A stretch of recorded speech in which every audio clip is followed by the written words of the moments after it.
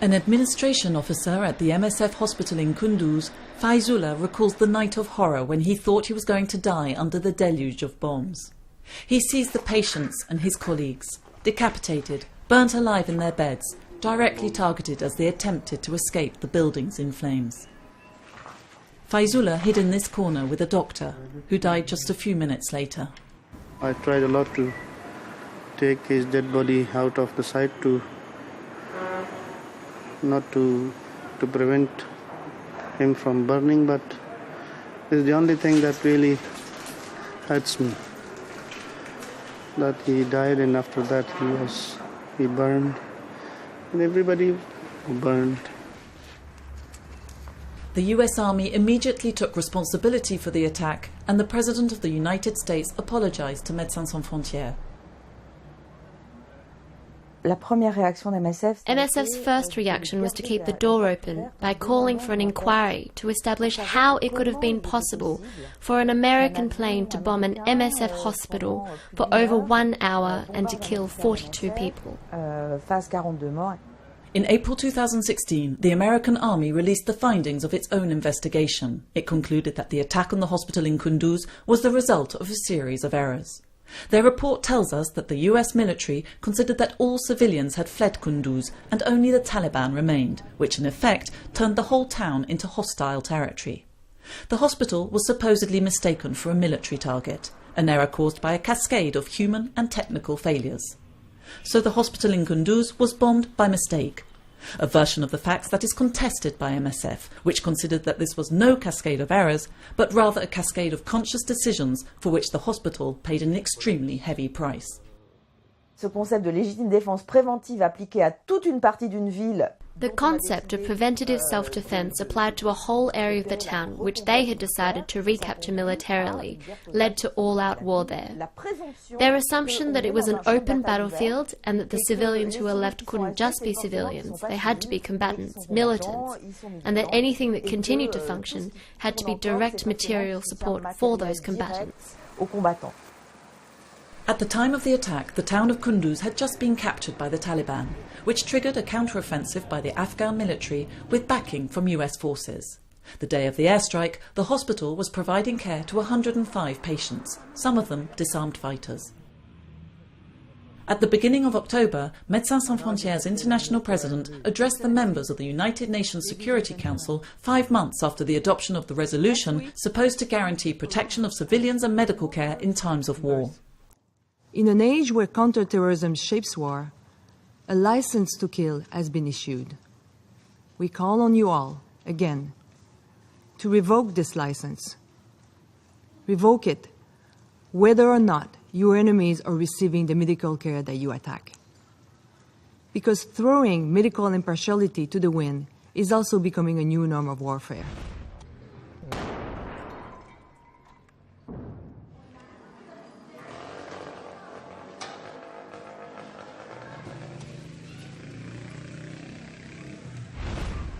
A building gutted, windows blown out by bombs, stretchers half hidden in rubble and dust.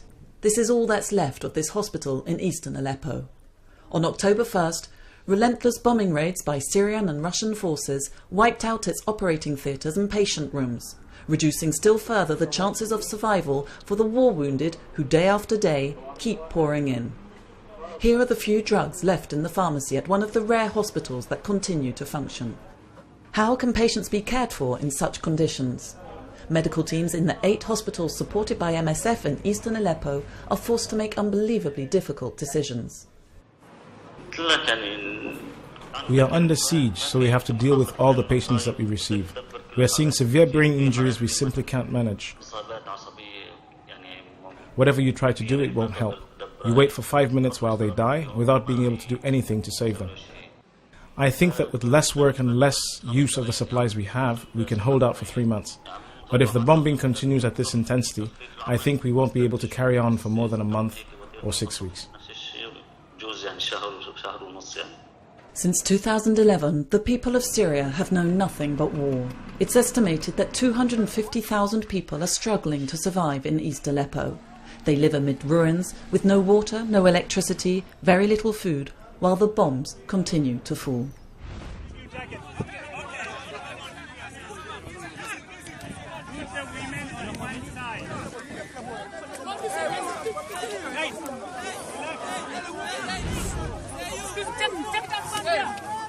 We're on board Dignity 1, one of the 3 boats helping Médecins Sans Frontières to rescue men, women and children risking their lives to cross the Mediterranean Sea to Europe.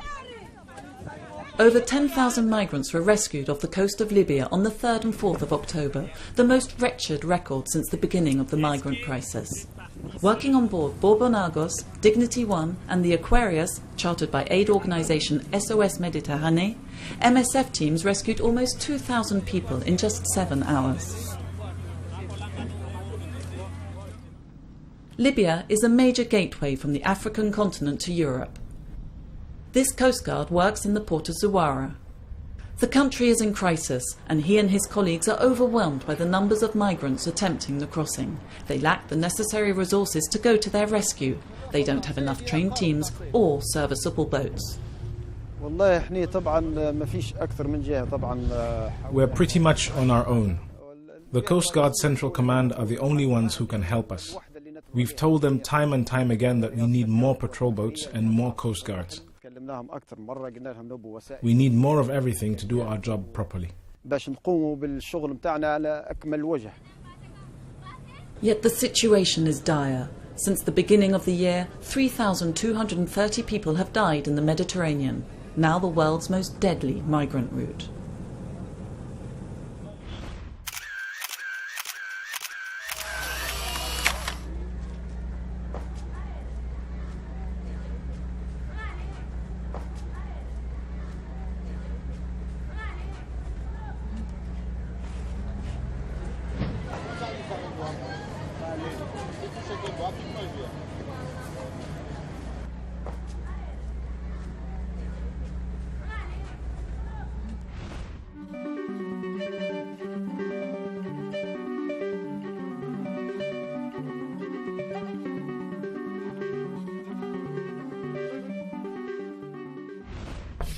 The purpose of a clinical trial is to establish the effectiveness and safety of a new drug or vaccine. This is a critical phase to obtain approval for a new drug and to make it accessible worldwide. Clinical trials don't always involve new molecules or drugs. They are also used to test a different use or a new combination of existing drugs. The number of participants, the use of a placebo or not, depend on the research question and clinical hypothesis. All participants in a clinical trial must give their informed consent. Recruited on a voluntary basis, they are made aware of all potential risks. After a preclinical phase that includes laboratory tests on animals, the drugs undergo a series of tests in several phases. Phase 1 tests are usually conducted on a small number of healthy volunteers. The aim is to verify whether the drug is safe and to determine the most effective dosage. Phase 2 tests require a larger group of patients and are used to determine the effectiveness of the drug.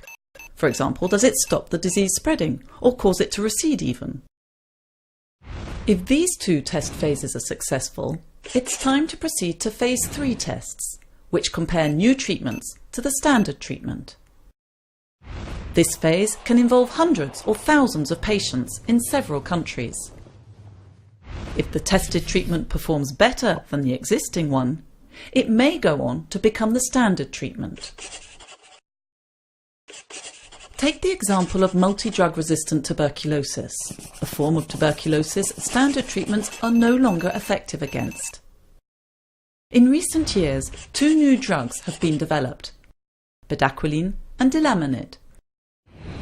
The purpose of the NTB project's clinical trial, run by Médecins Sans Frontières and its partners, is to assess various combinations of these new and existing drugs and to identify a more effective, shorter and simpler treatment with fewer side effects.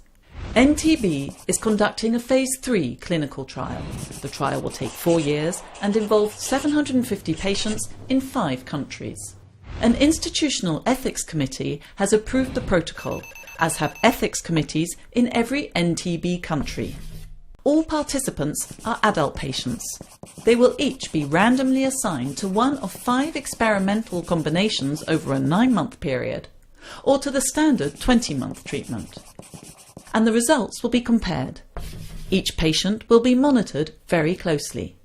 As the trial progresses, the likelihood of a new patient being assigned to this or that treatment will evolve depending on the results. Should the clinical trial identify more effective and safer treatments, this would revolutionise the treatment of different forms of multi-drug resistant tuberculosis.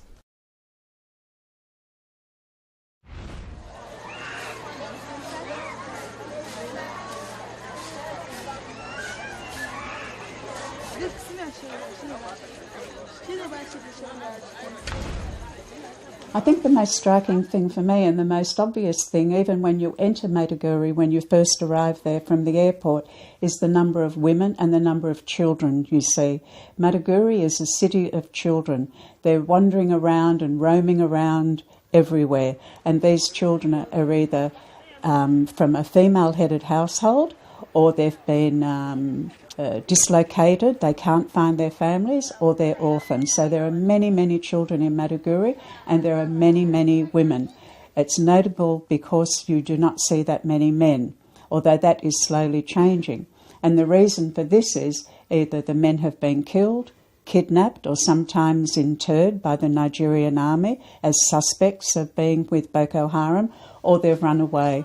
And a lot of them, because a lot of these people have fled fighting when the Boko Haram have attacked their villages, the families have been separated as well. So you have a lot of families trying to find each other as well. And the United Nations, I think, do have some kind of a scheme to try and reunite families. But it's very striking that you see women and children everywhere more than what you do men.